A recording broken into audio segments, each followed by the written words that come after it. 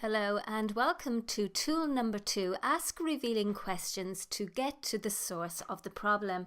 So for this tool, what we're doing is we're moving away from the traditional model of hypnotherapy, where the hypnotherapist provided counter-suggestion to help remove symptoms.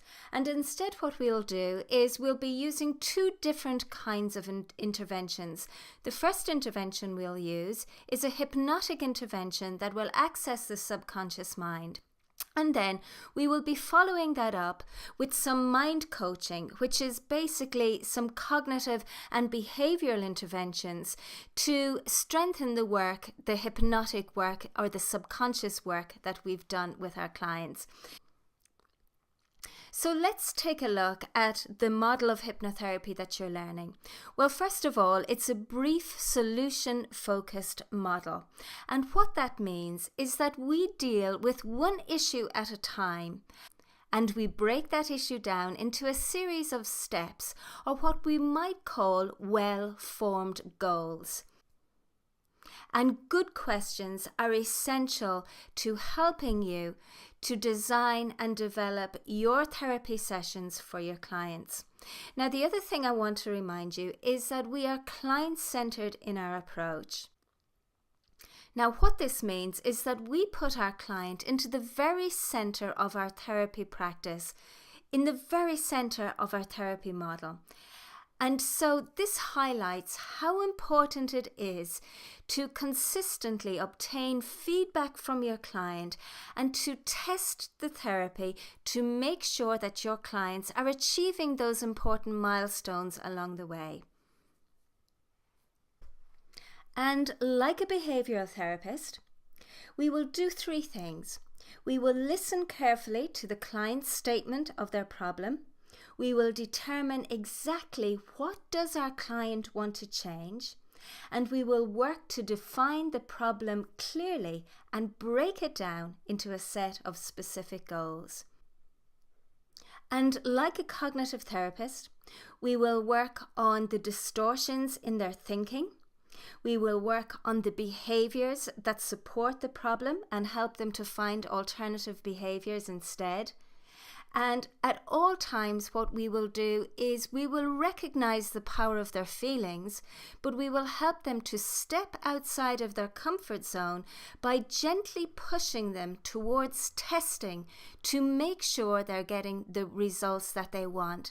And testing is really important because testing gives you the opportunity to get live feedback while your client is stepping outside of their comfort zone, while they're testing to make sure that they've got the thoughts, the behaviors and the feelings that they need that will help them to achieve their goal.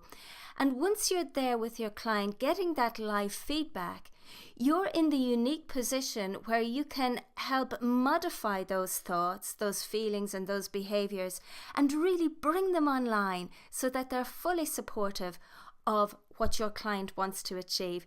And if you embrace testing on this level, well then I promise you, you will be successful because you're there with your client at those crucial moments where they're in the process of actually changing. And Milton Erickson said something really interesting. He said that once is enough. In other words, you only have to experience something once for it to have a very powerful impact and influence in your life. Once is enough for a client to get a phobia. Once is enough for a client to suffer from post-traumatic stress disorder. But once is also enough for your client to experience success. And once they've experienced success, well, then they have this thing called choice. It means that they're no longer stuck. They don't have to just do what they used to do before, that they can now do something differently. And if you're there at that crucial moment, well, then the chances of your clients obtaining long-term success is far higher than if you leave them to test the therapy when they're on their own. So let's take a quick overview of what we're going to cover. Well, first of all, let me remind you that asking the right questions is absolutely key to gathering the information that you need so that you can help your clients. And the right questions will cause your client to go inside and to do what we call a transderivational search. This is the equivalent of going online and Googling for the answer. And the questions that we're asking them to answer, very often they don't have the answers to them. So they have to go inside and their brain has to fire up neural connections that don't really exist right now.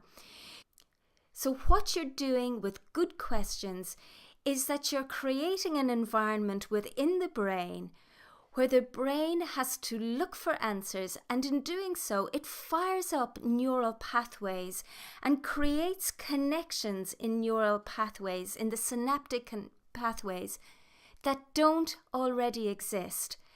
And it's those early connections that are the starting point or the building point for the new habits you'll help them create during hypnosis. Now, it all sounds really complicated, but really it isn't. And the key to firing up the neural pathways is to ask really good questions. Now, if your client doesn't have the answers to those questions, that's okay too. Because one of the things we can do is we can speak directly to the subconscious mind, and we can ask the subconscious mind the questions that we need the answers to. And we do that through a process called ideomotor signaling. And that's something that you're going to learn on this tool. So make sure that you bring your pendulum with you.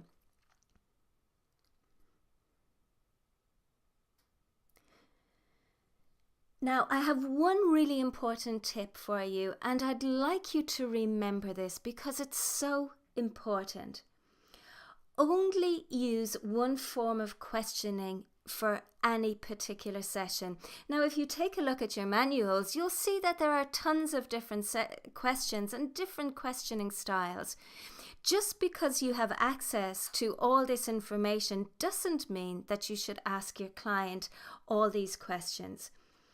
If you ask too many questions, you run the risk of getting lost in your client's problems.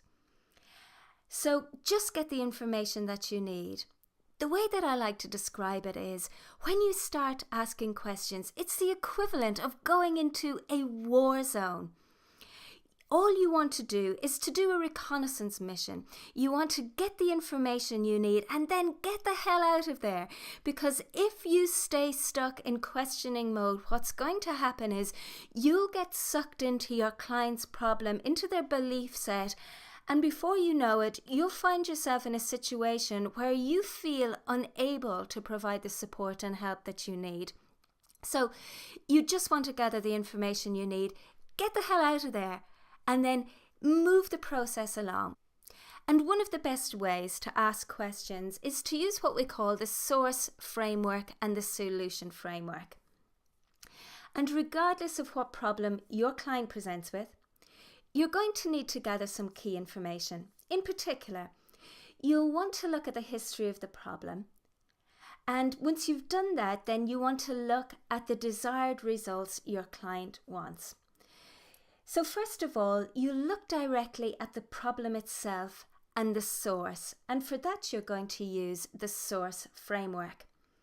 You ask what, where, when, and how about the source of the problem. Specifically, what is the problem? When did it start? When do you feel it? Or when do you experience it? And where do you experience it? And then the next thing we want to do is we want to look at the situations where they experience the problem. So for example, it might be when they're at home or when they're out and about socializing, or it might be when they're at work, or when something specific triggers it. And that might be the case, for example, if they have a phobia. And you'll also want to look at the physical symptoms. Are there any physical symptoms? If so, you'll want to know specifically what those symptoms are. How do they manifest themselves? In other words, what thoughts do they have that are keeping them stuck? What feelings get in the way? And what behaviours or habits are unhelpful? It's always going to be the same three things, the V, A and the K. The thoughts, the feelings and the behaviours that are keeping them stuck. And the next thing you want to ask is exactly how does the problem happen? So for that question, you want to dig down deep and discover exactly how it occurs. You know, in many ways, a problem is like a series of dominoes that are stacked up. And when one domino falls, it knocks all the others, and then the problem just seems to be out of your client's control.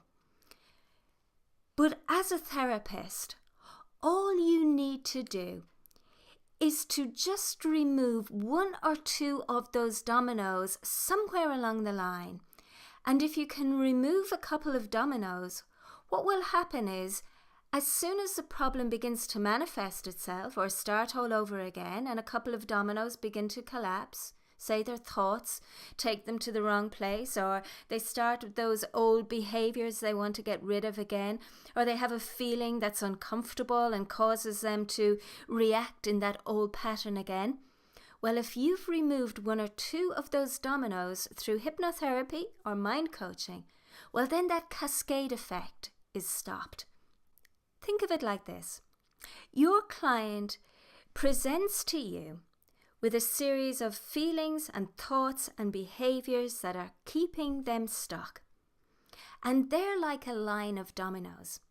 And if you can change just the thoughts, the feelings or the behaviours, it's the equivalent of taking out one or two dominoes out of that line, so that the next time they find themselves back in that same situation and that old problem begins to manifest itself again, well then, by taking out a couple of dominoes, you can stop that knock-on effect of the whole set of symptoms collapsing on them again. Now, do you remember that I said that hypnotherapy is easy? Well, it is. If you can bring about a change in just the thoughts, it will have a positive knock-on effect on the feelings and behaviours. If you can bring about a change in just the feelings, well then it will have a positive knock-on effect on thoughts and behaviours. If you can bring a positive change in just the behaviours, well then it will have a positive knock-on effect on thoughts and feelings. And in hypnotherapy, we call this the cognitive model of hypnotherapy. In other words, small changes can have a big impact. And in many ways, the suggestions and the interventions that you create for your clients are like a snowball. And one small suggestion can be like a snowball at the top of a mountain. We call it the tipping effect. Just a gentle push can cause an avalanche of positive effects through all domains, through their thoughts, through their feelings, through their behaviours, through their habits. So let's spend a moment and talk about a dirty word in hypnotherapy. And it's a 3-letter word, and that word is why. Now, why is the one question that we don't ask? And you're probably saying, but why, Susan? And the reason that we don't ask why is because why is one of those questions that can cause our clients to go into reactive mode instead of reflective mode. Tell me, why? Why are you like that? Why do you always respond that way? You see, why is a reactive question. If I ask you why, you have to react. You're standing up for yourself. You're looking to find an answer, an excuse to explain the way that you are. Whereas if we ask how, Well, how is very different. How is a responsive question. How come you're like that? How come you respond that way? You see, how is a responsive question, whereas why causes our clients to have to stand up for themselves, to explain themselves, and it can cause them to become quite defensive, and all this can happen on a subconscious level. Why is almost argumentative in many ways. Why tends to be about the person and their faults, whereas how tends to be about the process. So as therapists, we tend to avoid why questions and instead we look at how, because our clients will open up more to us and we can get into a collaborative mood when we ask them how. So another key takeaway today is do not spend too much time on the source framework. In other words, find out what you need to know about the source of the problem.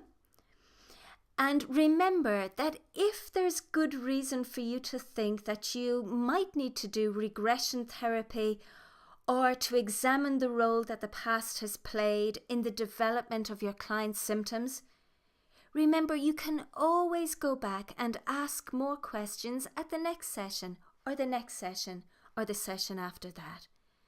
So just gather as much information as you need about the source of the problem. And remember, it's like going in to a danger zone, do a reconnaissance mission, and get out of there as fast as you can.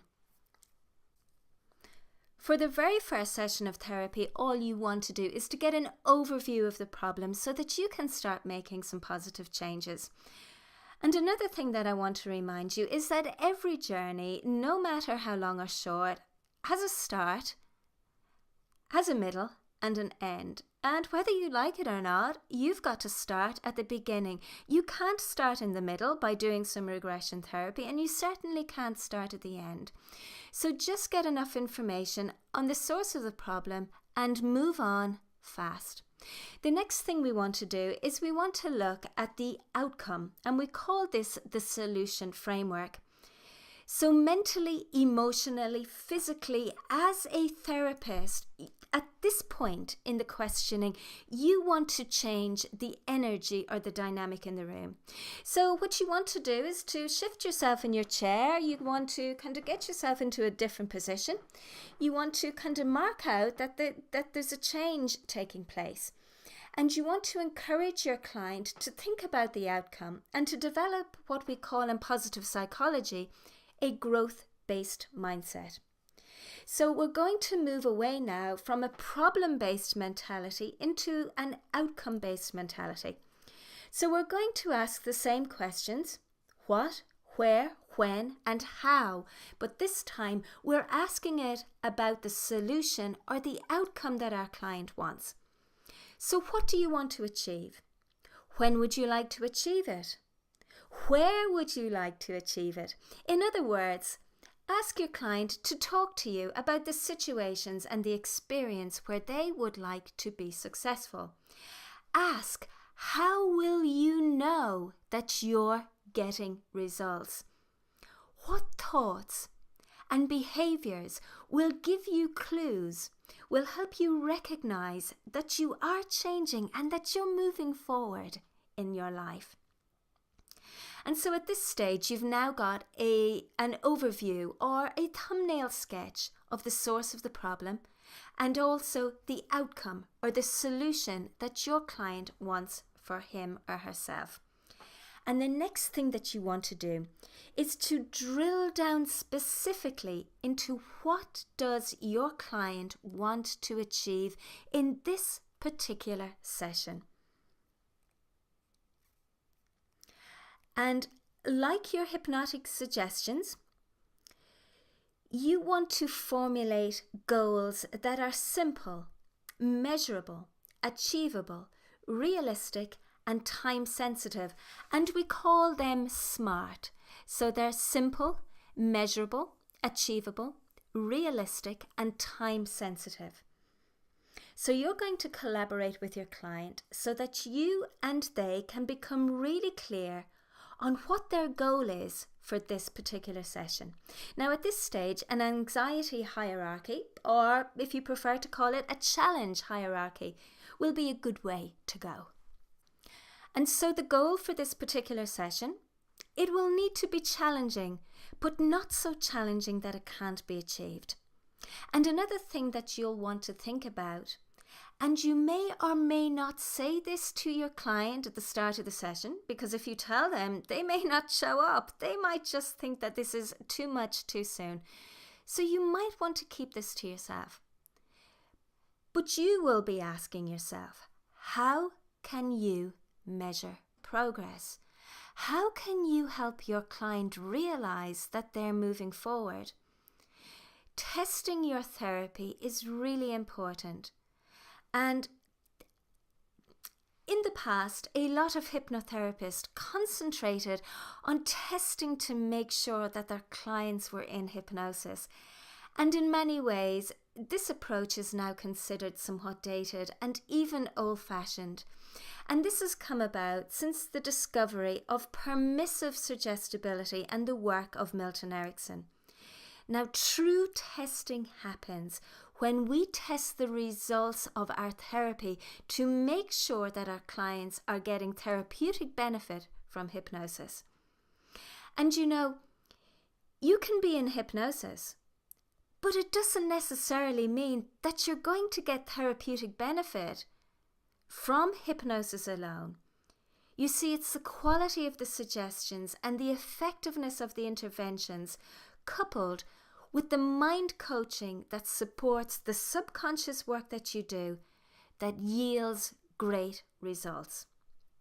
Look at stage hypnosis. Stage hypnosis is concerned with being in the hypnotic state. Somebody who's experienced stage hypnosis won't experience a life change. Someone who experiences hypnotherapy where the results were tested rather than the state is much more likely to achieve long-lasting success. So testing to make sure that your clients are getting results and making progress is far more important than testing whether they're in the hypnotic state. And there are very few schools that are teaching this approach because it is so modern and because it is so client-centered, and in many ways it is so Ericksonian because it fully recognizes the permissive state, the permissive acceptance of suggestions, and it moves away from the authoritative approach. Now, when we met at the very start and we carried out suggestibility tests, you'll be aware that not all clients respond to the authoritative approach, and therefore testing in many ways, testing for hypnosis is very limited. And so many people respond very well to the permissive approach. So if you're going to try and pull off some authoritative hypnotic tests in the middle of your session on someone who has permissive suggestibility, well then the chances are those tests will fail, or your client will simply go along with them because they felt it was what was being asked of them. And therefore, they could have a doubt about the effectiveness or the efficacy of what you're doing. So my advice to you is this. If you are going to test to make sure your client is in hypnosis, make sure that the tests that you perform match the suggestibility of your client. So if they respond to the authoritative approach, well then do an authoritative test. If they respond to the permissive approach, well then do a permissive test. And try not mix the two up for fear that your client might experience failure in the middle of the session and then doubt how successful they'll be at the end. And if you want to cut through all of the testing, well then the most important thing to concentrate on would be the formulation of anchors. And over the course of the 10 tools, I'm going to show you how to create highly effective anchors. You know, anchors are something that you can help your client install so that they can access or trigger a state of confidence, so that they're able to achieve their goals, so they're able to step up to the mark, so that they're able to do what they need to do when you help them to test the therapy or test their progress. Now, to make sure that you get your therapy just right for your clients, when you are asking them questions about their outcome or the solution they want for themselves, encourage your client to describe the thoughts, the feelings, and the behaviours that will support their goals. And if you've gathered this information, well, then you'll discover that you will automatically have a tailored script that is right for that specific client. So hypnotherapy and mind coaching is really easy because you're going to use an intervention to access subconscious processes. You're going to do some mind coaching and you're going to create a tailored script. And those things put together means that you're going to be highly successful, because at the end of the session, what you're going to do is you're going to measure progress by coaxing and encouraging your client to test the therapy. And the way that you'll do that is you'll set up some kind of test to make sure that they're doing well. And I do appreciate that it's not always possible to test, but at all times make as much effort as you can to test results. So ask yourself, how can I test to make sure that my client has got the result that they want at the end of the session? And if there's any way that you can construct some kind of test to help them have an awakening, a realization that they're moving forward and that they can do this, well then go ahead and test it. I promise you'll be so glad that you did.